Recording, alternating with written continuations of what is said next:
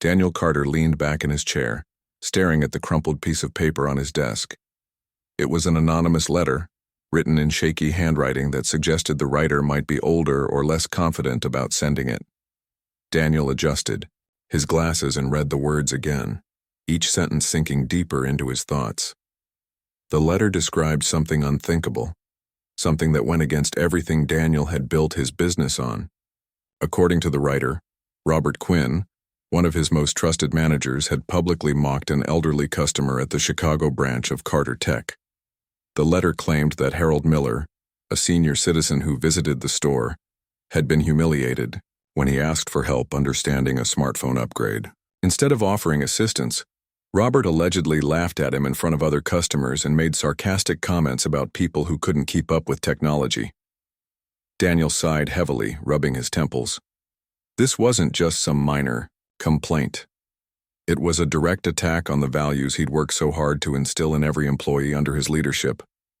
When he started Carter Tech 20 years ago, he promised himself that no matter how big the company grew, it would always prioritize kindness and respect. Technology could change lives, but only if people felt comfortable learning about it. Humiliating someone like Harold Miller? That was unacceptable. He glanced out the window of his office, where the Chicago skyline stretched endlessly toward the gray clouds above. His mind raced with questions. Was this true? Could Robert really have done something like this?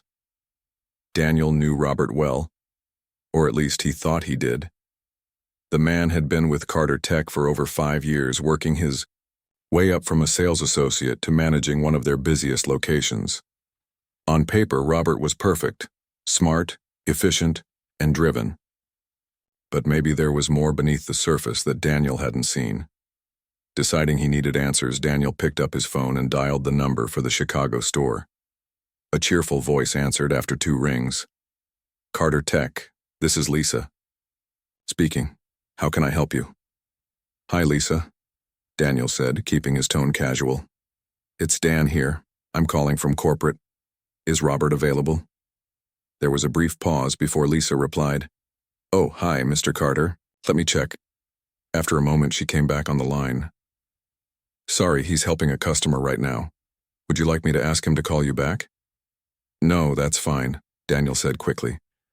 Actually, I wanted to speak with you. Do you have a minute? Of course. Lisa sounded eager but slightly nervous, which wasn't unusual. Most employees got jittery talking to the boss, even if they didn't know why he was calling. I've heard some feedback recently about the store, Daniel began carefully. Just wondering how things are going overall. Any issues we should address? Lisa hesitated, and Daniel could almost hear her weighing her words. Finally, she said, Well, everything's running smoothly mostly. We're hitting our sales targets and the team works well together, but what? Daniel prompted gently. It's just, sometimes Robert can come across as a little intense, Lisa admitted. He gets frustrated easily, especially with customers who need extra help. Not everyone's great with tech, you know? Daniel nodded, though Lisa couldn't see him. I understand. Has he ever been rude to anyone? Lisa paused again, clearly uncomfortable. I don't want to cause trouble, Mr. Carter. It's just, there was this one time last month when an older gentleman came in asking for help with his phone. Robert kind of snapped at him and walked away. I tried to step in afterward, but it was pretty awkward. Her words confirmed what the letter had said. Daniel thanked Lisa for her honesty and ended the call, feeling a mix of anger and disappointment. If this was true, then Robert's behavior wasn't just a one-time slip-up. It was part of a pattern. And patterns meant culture. If Robert was allowed to treat customers this way without consequences, what message did that send to the rest of the team? Later that evening, Daniel sat alone in his living room, still thinking about the situation. He couldn't ignore it, but confronting Robert directly based on hearsay wouldn't solve anything. No, he needed proof. More importantly, he needed to see it for himself. That's when the idea struck him. What if he went undercover? If he posed as a new hire, he could observe Robert's interactions firsthand. It was risky, sure, but it would give him the evidence he needed to make an informed decision. Plus, It might reveal other issues lurking beneath the surface. The next morning, Daniel put his plan into motion. He created a fake resume using the name Dan Carter, listing experience in retail and customer service. Then, he submitted an application for a part-time sales associate position at the Chicago store. Within hours, he received an email inviting him for an interview later that week. On the day of the interview, Daniel dressed casually in slacks and a button-down shirt, trying to look approachable yet professional. As he walked into the store, he took a moment to observe the environment. The space was bright and modern, with rows of gadgets neatly displayed on shelves. Customers browsed quietly while employees assisted them, though none seemed particularly enthusiastic. At the counter, a young woman greeted him with a warm smile. "Hi, are you here for the interview?" "Yes, I am," Daniel replied, shaking her hand. "Thanks for seeing me." She led him to a small office at the back of the store, where Robert was waiting. Dressed in a sharp suit, Robert stood up and extended his hand. "You must be Dan. Nice to meet you." "Nice to meet you too," Daniel said, forcing a friendly smile. Up close, Robert looked exactly as Daniel remembered, tall, polished, and commanding. Yet there was something cold about his demeanor, a certain stiffness that made Daniel uneasy. They sat down, and Robert began asking standard interview questions. Daniel answered confidently, playing the role of a laid-off worker looking for flexible hours.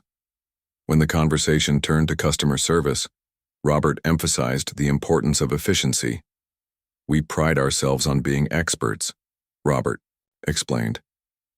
"Our customers expect quick solutions and we deliver. Of course, not everyone is easy to deal with, but that's part of the job." Daniel nodded, filing away the comment for later. After wrapping up the interview, Robert shook his hand again and told him he'd hear back soon. True to his word, Daniel received a call the following afternoon offering him the job. His undercover mission was officially underway.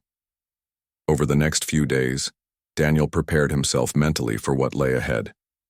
He knew it wouldn't be easy pretending to be someone else, especially in a place where he was supposed to be the ultimate authority figure. But he also knew it was necessary.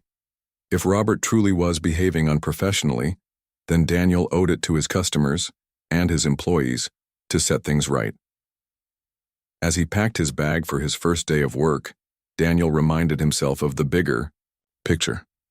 This wasn't just about catching Robert in the act. It was about ensuring that Carter Tech remained a place where everyone felt valued. Whether they were tech-savvy or completely clueless, every customer deserved patience and respect.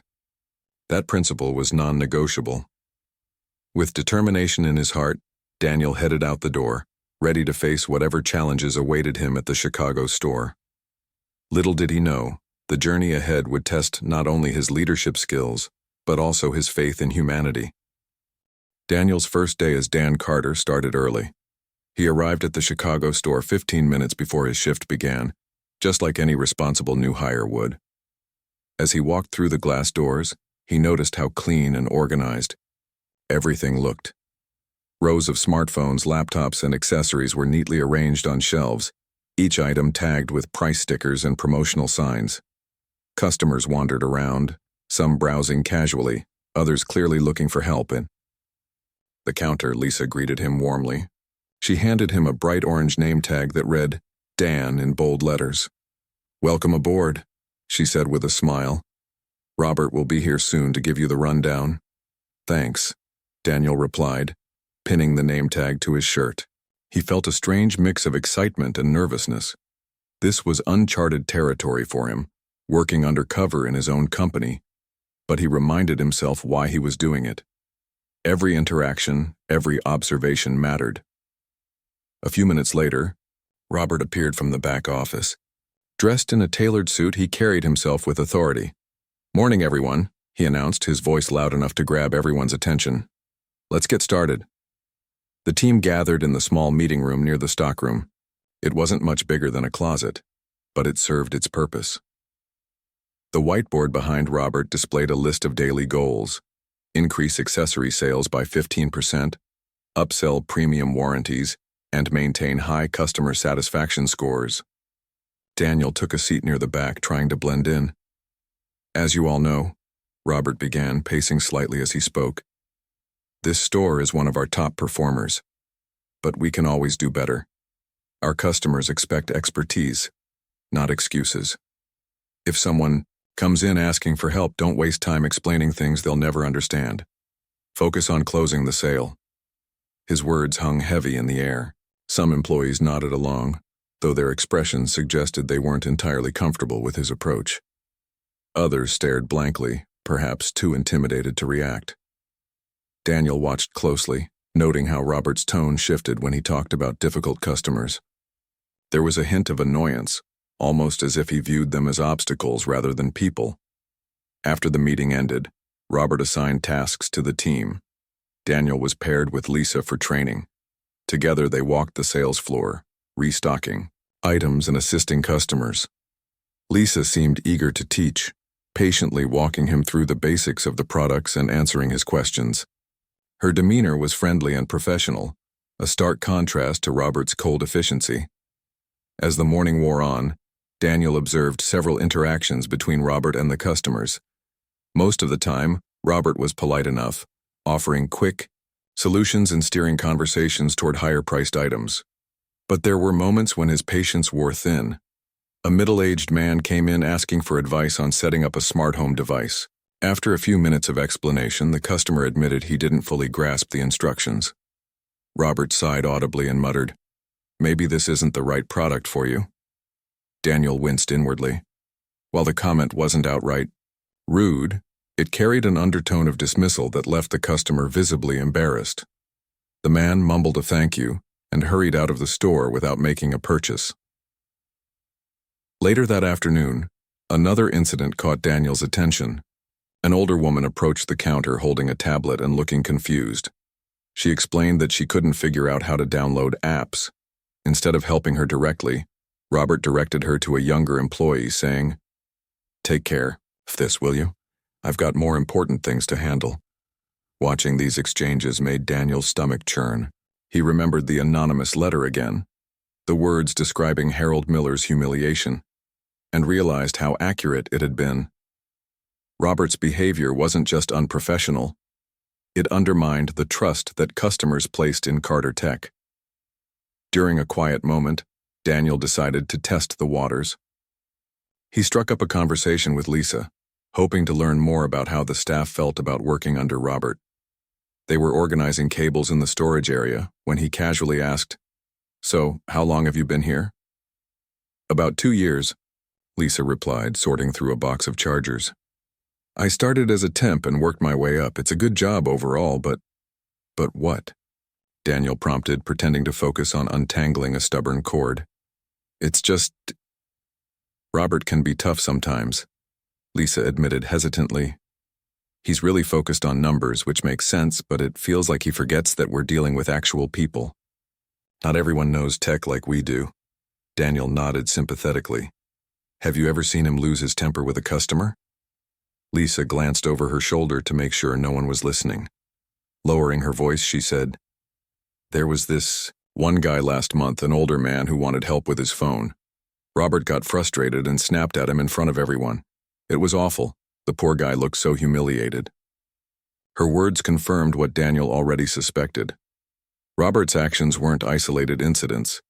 They were part of a pattern, and patterns created culture. If employees saw their manager treating customers poorly, they might start believing it was acceptable or even expected. By the end of the day, Daniel's head was spinning with thoughts.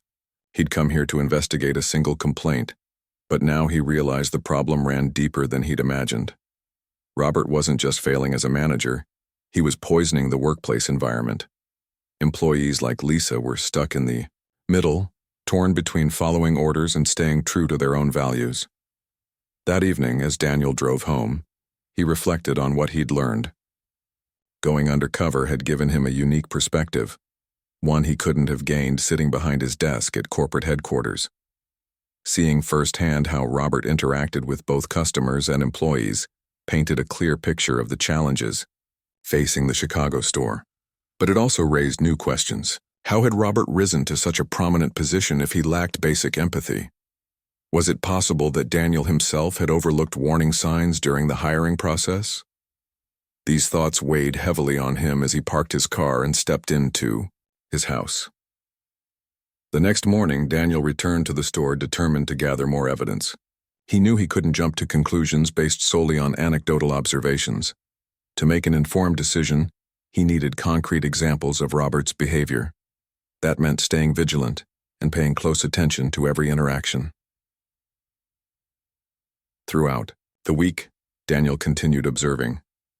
He noticed subtle cues that revealed Robert's true nature. For instance, whenever a customer struggled to understand a product, Robert's body language shifted. His shoulders tensed, his jaw clenched, and his responses became clipped. Even when he managed to stay outwardly polite, his tone betrayed his impatience. One particularly telling moment occurred when a teenager came in asking for help choosing headphones. The boy seemed overwhelmed by the variety of options and kept asking detailed questions. Instead of guiding him patiently, Robert rolled his eyes and said, "Just pick something already. You're wasting your own time." The comment stung, not because it was harsh, but because it was unnecessary. The teenager flushed red and quickly grabbed the first pair he saw, rushing to the register without another word. Watching the scene unfold, Daniel felt a surge of frustration. This wasn't just bad customer service. It was bullying disguised as professionalism. Despite these troubling observations, Daniel found solace in the kindness of other employees. Lisa, in particular, stood out as a beacon of hope. Whenever Robert dismissed a customer or grew impatient, she stepped in to smooth things over. Her gentle explanations and reassuring smile often turned tense situations into positive experiences. Seeing Lisa in action reminded Daniel of why he'd founded Carter Tech in the first place. Technology was supposed to bring people together, not drive them apart. Yet Robert's attitude threatened to undo all the hard work that had gone into building the company's reputation. As the days passed, Daniel grew increasingly convinced that drastic action was necessary. Robert's behavior wasn't just a minor issue. It was a fundamental flaw that jeopardized the entire operation. But confronting him wouldn't be easy. Robert was charismatic and confident, traits that could easily sway opinions if Daniel wasn't careful. Still, Daniel refused to let fear dictate his decisions. He owed it to his employees, his customers, and himself to address the problem head-on. Whatever happened next, he vowed to remain steadfast in his commitment to integrity and respect. With renewed determination, Daniel prepared for the weeks ahead. He knew the road wouldn't be smooth, but he was ready to face whatever challenges lay in store. After all, leadership wasn't just about making decisions, it was about standing up for what was right, even when it was hard. It was a Tuesday morning when Daniel finally witnessed the kind of behavior described in the anonymous letter. He had been working undercover at Carter Tech's Chicago branch for nearly 2 weeks, carefully observing Robert Quinn's interactions with both employees and customers. While he had already seen glimpses of Robert's impatience, nothing had prepared him for what happened that day. The incident began when an elderly woman named Margaret Lewis walked into the store. She carried herself with quiet dignity, wearing a floral print dress and sensible shoes. In her hands she held a tablet. Its screen cracked slightly at the corner. Her face was lined with age, but her eyes sparkled with determination as she approached the counter. "Excuse me," Margaret said softly, addressing Robert, who stood nearby. "I'm having trouble using this tablet. My granddaughter gave it to me, and I'd like to learn how to video call her grandchildren. Could you help me?" Robert glanced at the tablet, then at Margaret, his lips curling into a faint smirk. "Sure," he replied, though his tone suggested otherwise. "Let's see what we're working with here." Margaret handed him the device, explaining that she struggled with even basic tasks like turning it on. Robert flipped through the settings, muttering under his breath about outdated software. Then, without warning, his demeanor shifted. His patience evaporated, replaced by thinly veiled irritation. "You're saying you don't know how to turn it on?" Robert asked, raising an eyebrow. When Margaret nodded sheepishly, he let out an exaggerated sigh. "Honestly, ma'am, if you can't handle something this simple, maybe you should stick to pen and paper." The words hit like a slap. Margaret froze, her cheeks flushing red. Several customers turned to look, their expressions ranging from shock to discomfort. Even some of the employees paused mid-task, exchanging uneasy glances. Daniel, who had been restocking nearby, felt his stomach drop. This was it, the moment he'd been waiting for, the proof he needed to confirm the accusations against Robert. But instead of stepping back, Daniel moved closer. Pretending to be just another helpful employee, he interjected gently. "Hi there. Ma'am, I'm Dan. Let me give you a hand with that." Robert shot him a sharp look, clearly annoyed by the interruption. "I've got this," he snapped. "You focus on your own work." Ignoring him, Daniel smiled warmly at Margaret. "Don't worry. It's okay. A lot of people find technology tricky at first, but it gets easier with practice. Let's start with the basics." Margaret looked relieved, nodding gratefully as Daniel guided her to a quieter corner of the store. He spent the next 20 minutes patiently walking her through the steps: how to power on the tablet, navigate the home screen, and open the video calling app. By the end of their session, Margaret was able to place a test call to Daniel's phone, her face lighting up with pride. "Thank you so much," she said, clutching the tablet tightly. "You've been incredibly kind. I really appreciate it." "It's my pleasure," Daniel replied sincerely. "Feel free to stop by anytime if you need more help." As Margaret left the store, smiling and waving goodbye, Daniel couldn't help but feel a pang of satisfaction. Helping her had been rewarding, but it also highlighted everything wrong with Robert's approach. Instead of dismissing her struggles, Daniel had chosen to empower her. It was a small act, yet it made all the difference. Back on the sales floor, Robert scowled as he watched the exchange. Once Margaret was gone, he marched over to Daniel, his jaw clenched. "What was that about?" he demanded.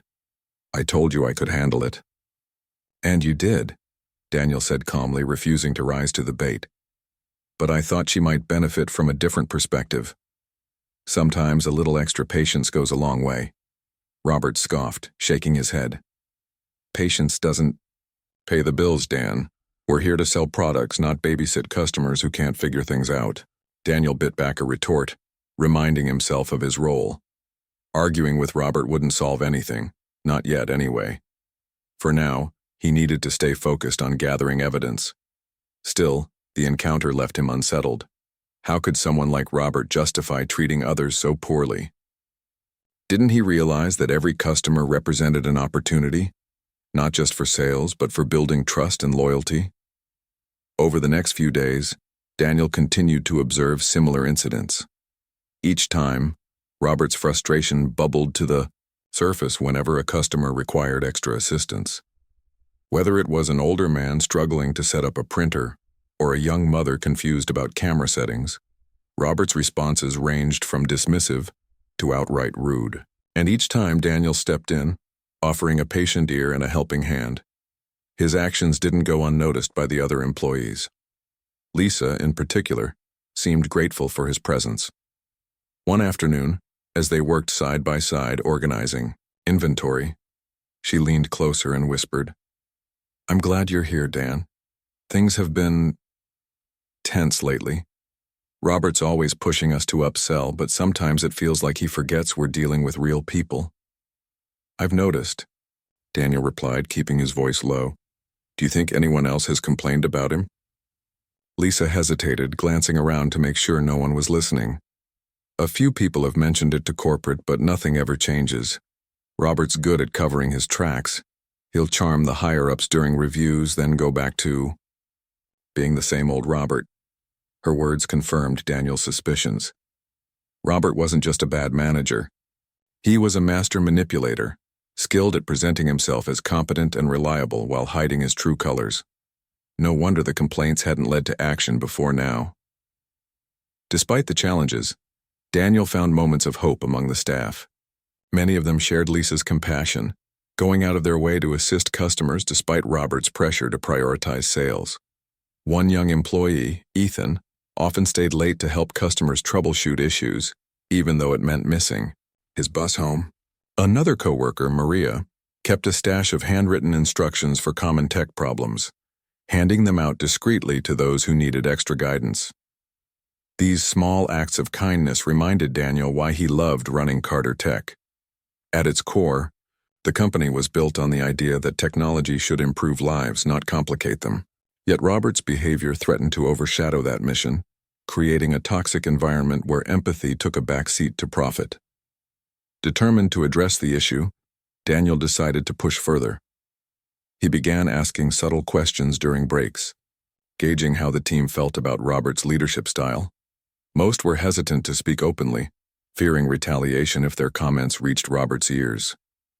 But a few confided in Daniel privately, sharing stories of how Robert berated them for falling short of sales targets or mocked their suggestions for improving customer service.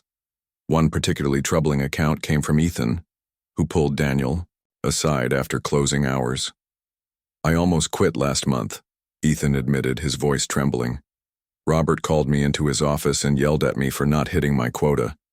He said I was dragging the team down and that I didn't belong here. I felt humiliated." Daniel listened quietly, his heart sinking. This wasn't just about poor customer service anymore. It was about fostering a workplace culture rooted in fear and disrespect. Employees like Ethan deserved better. They deserved a leader who inspired them, not one who tore them down. By the end of the week, Daniel had gathered enough evidence to paint a clear picture of Robert's misconduct. From mocking elderly customers to belittling his own team, Robert's behavior was unacceptable by any standard. But proving it wouldn't be enough. Daniel knew he needed to confront Robert directly, and soon. That evening, as he drove home, Daniel reflected on the journey so far. Going undercover had opened his eyes to the cracks in the foundation of his company. It was painful to see, but necessary. If he wanted Carter Tech to thrive, he had to address these issues head-on. Leadership wasn't just about making decisions. It was about setting an example, standing up for what was right and ensuring that everyone, employees and customers alike, felt valued. With renewed resolve, Daniel prepared for the confrontation ahead. Whatever happened next, he vowed to remain true to the values that had guided him since day one. After all, a company was only as strong as the people within it, and for Carter Tech to succeed, those people needed to believe in its mission and in each other. Tensions between Daniel and Robert began to rise as the days passed. While Daniel had initially kept his observations to himself, his growing involvement in customer interactions didn't go unnoticed by Robert. At first it was subtle, a sharp glance here, a sarcastic comment there. But soon Robert's frustration became impossible to ignore. One afternoon, a new incident pushed their strained relationship to the breaking point. An elderly man named George Peterson entered the store, looking for help setting up a wireless printer. He shuffled slowly toward the counter, leaning slightly on his cane, and explained his problem to Robert. "I've tried following the instructions," George said, holding up the manual, "but I can't seem to get it working." Robert sighed audibly, glancing at his watch before responding. "Sir, these printers are designed to be user-friendly. If you're struggling this much, maybe you should consider hiring someone to do it for you." George blinked, clearly taken aback by the suggestion. "Well, I thought coming here would be easier," he replied hesitantly. "Isn't that what you're here for?" Before Robert could answer, Daniel stepped forward, unable to stay silent any longer. "Let me help you, sir," he offered warmly, addressing George. Turning to Robert, he added firmly, "This is exactly why we're here. To assist customers who need guidance." Robert's eyes narrowed, his patience visibly fraying. "I already told you, Dan, I've got this under control. Stop interfering." "No, you don't," Daniel shot back, his voice steady but firm. "You're treating him like a burden instead of a customer. That's not how we operate." The two men locked eyes, the tension crackling between them. Customers nearby stopped, browsing, watching the exchange unfold with wide eyes. Some employees pretended to focus on restocking shelves, though their nervous glances betrayed their discomfort. Robert straightened up, his tone icy. "Who do you think you are? You've only been here a few weeks and suddenly you're an expert on customer service?"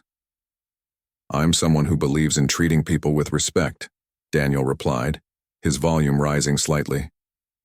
"If you can't handle that, then maybe you're the one who doesn't belong here." For a moment, Robert looked stunned, as if he couldn't believe anyone would dare challenge him. Then his expression hardened, and he leaned in closer, lowering his voice, so only Daniel could hear. "You'd better watch yourself, Dan. People like you don't last long when they step out of line." Daniel met his gaze without flinching. "We'll see about that." The confrontation ended abruptly when Lisa intervened, gently guiding George away from the scene. She promised to help him with his printer setup, leaving Daniel and Robert standing in awkward silence. After a beat, Robert turned on his heel and stormed off toward his office, slamming the door behind him. Later that evening, after the store had closed, Daniel decided it was time to reveal his true identity. He knocked on Robert's office door and waited for permission to enter. Inside, Robert sat at his desk, typing furiously on his laptop. When he saw Daniel, his scowl deepened. "What now?" Robert snapped, barely looking up. "Sit down," Daniel said calmly, pulling out a chair across from him. "We need to talk." Robert hesitated, then reluctantly complied, his curiosity outweighing his irritation. "What's this about?" Daniel removed his glasses and set them on the desk, meeting Robert's gaze directly. "My real name isn't Dan Carter. It's Daniel Carter. I own Carter Tech." Robert froze, his mouth falling open slightly. For once, his usual confidence faltered. "Wait, what?" "I came here undercover because I received a complaint about your behavior," Daniel explained, his tone measured but firm. "I wanted to investigate it myself before making any decisions. Unfortunately, what I've seen confirms everything. In that letter, and more." Robert recovered quickly, leaning back in his chair with a dismissive wave. "So what? You're judging me based on a few incidents? Running a business means making tough calls sometimes. Not everyone deserves hand-holding." "That's not what this is about," Daniel countered. "It's about respect. It's about treating every customer and every employee with dignity. What you've done goes against everything this company stands for." Robert scoffed, crossing his arms defensively. "Oh, come on. You can't run a successful store without focusing on results. If I spent all my time coddling every clueless customer, we'd never meet our targets. And if you alienate those customers, we won't have a business to run," Daniel shot back. "Success isn't just about numbers. It's about building relationships. Every person who walks through that door matters, whether they buy something or not." Robert rolled his eyes, clearly unconvinced. "Fine, play the morality card. But let's be real, these people aren't loyal. They'll shop wherever the prices are lowest. All that touchy-feely stuff is a waste of time." Daniel shook his head, disappointment etched on his face. "That's where you're wrong. Loyalty comes from trust, and trust comes from how you treat people. Your attitude drives customers away, and it demoralizes your team. I've heard enough stories from employees to know this isn't just about you being strict. You create a toxic environment." Robert opened his mouth to argue but stopped himself, realizing he had no defense. Instead, he settled for glaring at Daniel, his jaw clenched tight. After a long pause, Daniel continued, "I'm sorry, Robert, but I can't let this continue. As of today, you're fired, effective immediately." The words hit like a punch. Robert stared at him, stunned into silence. For the first time since Daniel had met him, he looked unsure of himself. "You can't do this," Robert finally stammered. "Do you have any idea how much I've done for this company?" "Yes, I do," Daniel replied evenly. "And none of it excuses the way you've treated people. This decision isn't personal. It's about protecting the integrity of Carter Tech." With that, Daniel stood up and left the office, leaving Robert sitting alone. Outside, the rest of the team was packing up for the night. When Daniel announced that Robert was no longer with the company, a collective sigh of relief rippled through the room. Lisa smiled faintly, her shoulders relaxing for the first time in weeks. Over the next few days, Daniel took steps to rebuild morale within the team. He held a meeting with all employees, apologizing for not addressing the issue sooner and reaffirming the company's commitment to kindness and inclusivity. From now on, he told them, if anyone feels disrespected or sees someone else being treated poorly, I want to hear about it. No exceptions. He also promoted Lisa to assistant manager, recognizing her dedication and empathy. Her promotion was met with cheers from the team, many of whom had long admired her leadership potential. To ensure such issues wouldn't arise again, Daniel implemented mandatory training sessions focused on customer care and conflict resolution. He introduced an anonymous feedback system, encouraging both employees and customers to share concerns without fear of retaliation. Slowly but surely, the atmosphere in the Chicago store began to change. As word spread about the changes at Carter Tech, the store saw a noticeable improvement in customer satisfaction. Reviews praised the staff for their patience and professionalism, and sales began to climb, not because of aggressive upselling, but because customers felt valued. Daniel reflected on the experience during the drive home one evening. Going undercover had been risky, but it had revealed truths he might never have discovered otherwise. It reminded him that leadership wasn't just about managing a business, it was about fostering a culture of respect and compassion. Watching Margaret return to the store weeks later, confidently using her tablet to show off photos of her grandkids, Daniel felt a deep sense of pride. Sometimes the hardest lessons led to the most meaningful growth. And for Carter Tech, that growth meant a brighter future for its employees, its customers, and the community it served. After firing Robert Quinn, Daniel Carter knew that rebuilding trust within the Chicago store would take more than just removing the problem. It required deliberate actions to restore faith, not only among the employees but also with the customers, who had been affected by Robert's behavior. With Lisa Bennett now promoted to assistant manager, Daniel felt confident that the team was in good hands. However, he understood that lasting change wouldn't happen overnight. The first step was communication. Daniel called a meeting with all employees the day after Robert's departure. He stood at the front of the small break room, his expression calm but serious. "I want to start by apologizing," he began, looking each person in the eye. "For too long I wasn't aware of what was happening here. If I had known sooner, I would have acted faster. Your voices matter, and I should have listened better." His words caught everyone off guard. Employees exchanged surprised glances, unused to hearing such vulnerability from a corporate leader. Lisa smiled faintly, nodding in agreement, while others shifted uncomfortably in their seats. "I'm not perfect," Daniel continued, "but I believe in this company, and in all of you. We're here to help people, not judge them. No matter how busy we get or how challenging a situation seems, kindness has to come first. That's non-negotiable." He paused, letting his words sink in. Then he added, "Moving forward, I want us to focus on creating a positive environment for both our customers and ourselves. If anyone feels disrespected or sees someone else being treated poorly, I need you to speak up. There's no excuse for bad behavior, and I promise it won't be tolerated." When he finished speaking, the room was quiet for a moment. Then, one by one, employees nodded in agreement. Ethan, the young man who had nearly quit because of Robert's harshness, spoke up hesitantly. "Thank you, Mr. Carter. It means a lot to hear you say that." Daniel smiled warmly. "You don't have to thank me. This is about doing what's right for everyone." Over the next few weeks, Daniel worked closely with Lisa to implement changes designed to improve the workplace culture. They started with training sessions focused on customer service and empathy. During these sessions, employees practiced active listening, learned strategies for de-escalating tense situations, and discussed real-life scenarios they might encounter on the sales floor. Lisa played a key role in leading these workshops, sharing her own experiences and insights. "Sometimes it's not about solving the problem right away," she told the group during one session. "It's about making the customer feel heard.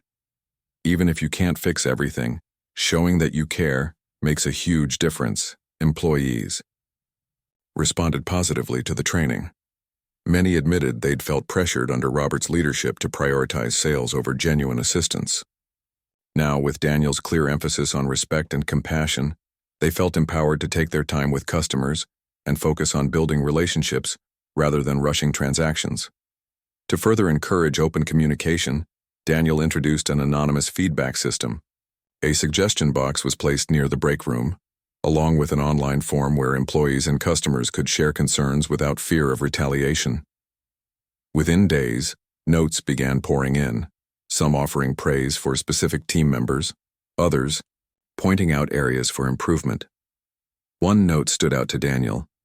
It was from Margaret Lewis, the elderly woman who had been mocked by Robert during her visit. She wrote, "Thank you for helping me learn how to use my tablet.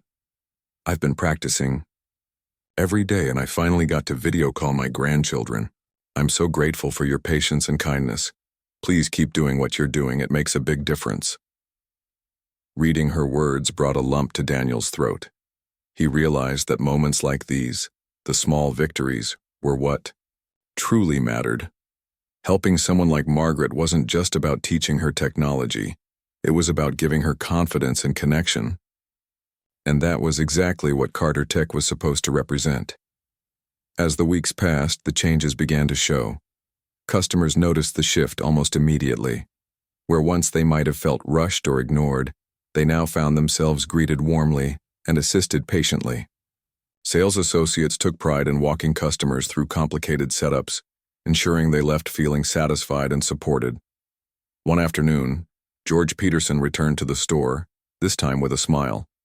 He approached Lisa at the counter, holding his newly functioning wireless printer. "Just wanted to say thanks again," he said. "You folks really turned things around for me." "I've been telling all my friends to shop here," Lisa grinned, handing him a business card. "We're glad to hear it, Mr. Peterson. If you ever need help again, don't hesitate to stop by." Word-of-mouth recommendations like George's began to spread, drawing in new customers and boosting sales. But more importantly, the store became a place where people felt welcome, a community hub rather than just another retail location. Behind the scenes, Daniel made sure to check in regularly with Lisa and the rest of the team. He visited the Chicago branch often, sometimes working alongside employees to stay connected to daily operations. On one such visit, he overheard Ethan explaining a camera app to a young mother who looked overwhelmed. When she left, smiling and thanking him profusely, Daniel pulled Ethan aside. "That was great work," Daniel said, clapping him lightly on the shoulder. "You handled that perfectly." Ethan beamed, clearly pleased with the compliment. "Thanks, Mr. Carter. I just try to remember what Lisa taught us, to listen and be patient." "You're doing exactly what we need," Daniel replied. "Keep it up." These moments reinforced Daniel's belief that leadership wasn't about micromanaging, it was about empowering others to succeed. By fostering a supportive environment, he gave employees the tools and confidence they needed to thrive. Still, Daniel knew there was always room for improvement. He encouraged Lisa to organize regular team-building activities, from pizza lunches to brainstorming sessions where employees could share ideas for enhancing customer service. Morale soared as the staff grew closer, working together as a cohesive unit rather than individuals competing for sales targets. Even Maria, the quiet coworker who used to hand out handwritten instructions discreetly, stepped into the spotlight. Inspired by the renewed emphasis on education, she suggested creating a series of short tutorial videos for common tech issues. Daniel loved the idea and gave her full support to lead the project. Within a month, the videos were uploaded to Carter Tech's website, earning rave reviews from customers. As the Chicago store flourished, Daniel reflected on the journey that had brought them here. Going undercover had been a bold move, one that forced him to confront uncomfortable truths about his company and himself. But it had also reminded him why he started Carter Tech in the first place, to make technology accessible and enjoyable for everyone. Now, watching Lisa guide a nervous teenager through setting up a gaming console, Daniel felt a deep sense of fulfillment. The road ahead wouldn't always be smooth, but he knew the foundation was strong. With empathy and integrity at its core, Carter Tech could weather any challenge. By the end of the month, the transformation was undeniable. Reviews praised the store's friendly atmosphere and exceptional service.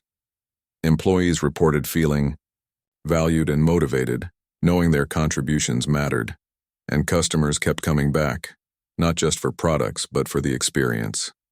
For Daniel, the lesson was clear. Success wasn't measured by numbers alone. It was about creating a space where people felt respected, supported, and inspired. As he locked up the store one evening, watching the city lights reflect off the windows, he allowed himself a small smile. Sometimes, the hardest decisions led to the greatest rewards. And for Carter Tech, the future looked brighter than ever. Months had passed since Daniel Carter made the decision to fire Robert Quinn and overhaul the culture at the Chicago store. The changes he implemented weren't just surface-level fixes. They were foundational shifts that rippled through every aspect of the business. As he sat in his home office one evening reviewing the latest quarterly reports, Daniel felt a quiet sense of pride. Sales were up, customer satisfaction scores had soared, and employee morale was higher than it had ever been. But more importantly, the spirit of kindness and respect he'd always envisioned for Carter Tech was finally alive and thriving. The report on his laptop screen showed impressive numbers: a 25% increase in repeat customers, a 30% rise in positive online reviews, and a significant drop in complaints. These figures told part of the story, but what mattered most to Daniel couldn't be measured in charts or graphs. It was the stories, the moments when technology brought people closer together, that truly reflected the impact of the changes. Take Margaret Lewis, for example. Since her initial visit months ago, she had become something of a regular at the Chicago store. She often stopped by to share updates about her video calls with her grandchildren or to ask for help learning new features on her tablet. Each time, Lisa or another team member greeted her warmly, eager to assist. Margaret's confidence with technology grew steadily, and so did her gratitude toward the staff. She told me last week that she feels like part of the family here, Lisa mentioned during one of their check-ins. It's amazing how much trust we've built, not just with her but with so many others. Daniel nodded, smiling. That's what it's all about. When people feel valued, they keep coming back, not because they have to, but because they want to. Another success story came from Ethan, who had initially considered quitting due to Robert's harsh treatment. Now he was one of the top performers at the store, not because he focused solely on sales, but because he genuinely cared about helping customers. His ability to connect with people earned him glowing feedback, both from patrons and his coworkers. I never realized how rewarding this job could be, Ethan admitted during a team meeting. Before, I thought success meant hitting targets no matter what. Now I see that making someone's day a little easier is just as important, and honestly, it feels better. These transformations didn't happen overnight. They required consistent effort, patience, and a willingness to learn from mistakes. Even after firing Robert, Daniel remained vigilant, ensuring that no remnants of toxic behavior lingered in the workplace. He encouraged open dialogue, holding monthly meetings where employees could voice concerns or suggest improvements. This transparency helped foster a sense of ownership among the team, reminding them that their input shaped the future of the company. One of the biggest milestones came when Maria's tutorial videos gained widespread attention. What started as a small initiative within the Chicago store quickly expanded across all Carter Tech locations. Customers loved the clear, step-by-step instructions, and employees appreciated having a resource to recommend during busy shifts. Maria herself blossomed into a confident leader, taking charge of training programs and mentoring newer hires. "Who would have thought my little idea would turn into this?" she joked during a celebration dinner Daniel hosted for the team. "Guess I should have spoken up sooner." "You did exactly what we needed," Daniel replied, raising his glass. "And look where it's taken us. Here's to continuing to grow together." As the weeks turned into months, Daniel noticed subtle yet meaningful differences in how the store operated. Employees worked collaboratively rather than competitively, supporting each other during peak hours and sharing tips for handling challenging situations. Customers responded positively to this teamwork, often commenting on how seamlessly the staff interacted. The once tense atmosphere had given way to warmth and camaraderie. Even George Peterson returned to the store multiple times, bringing friends and neighbors along. "I tell everyone I know to shop here," he said proudly. "You Folks don't just sell gadgets, you teach people how to use them. That's rare these days. Daniel cherished moments like these, knowing they represented the heart of his vision for Carter Tech. Technology wasn't just about devices, it was about connection, bridging gaps between generations, fostering relationships, and empowering people to live fuller lives. And thanks to the hard work of his team, that vision was becoming reality.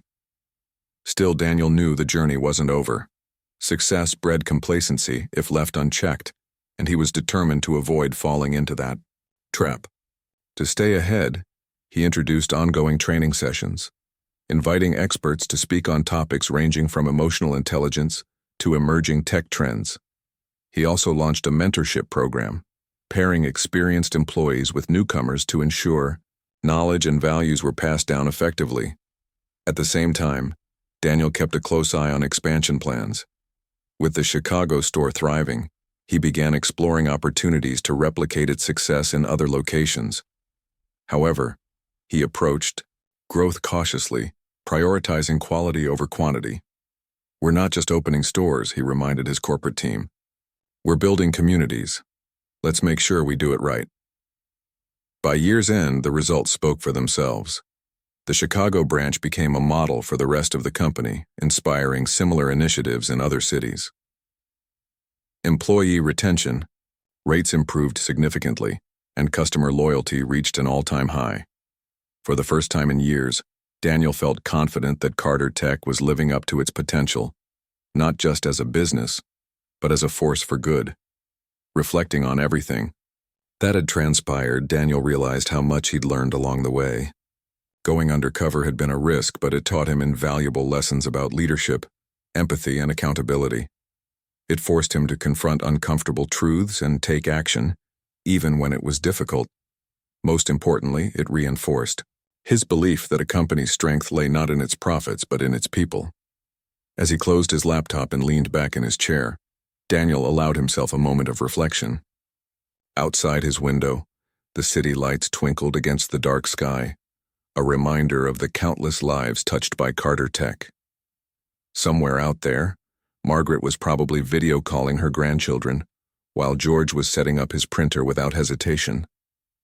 And inside the store, Lisa, Ethan, Maria, and the rest of the team were working together to create experiences that went beyond transactions. Success, Daniel thought, wasn't about perfection. It was about progress. Every challenge faced, every lesson learned, and every person helped contributed to the bigger picture. Carter Tech wasn't just a company anymore. It was a community built on trust, compassion, and shared purpose. With a contented smile, Daniel stood up and turned off the lamp. Tomorrow would bring new challenges, new opportunities, and new stories to tell. But for now, he felt at peace, knowing that the foundation he'd worked so hard to rebuild was strong enough to carry the company and its mission into the future.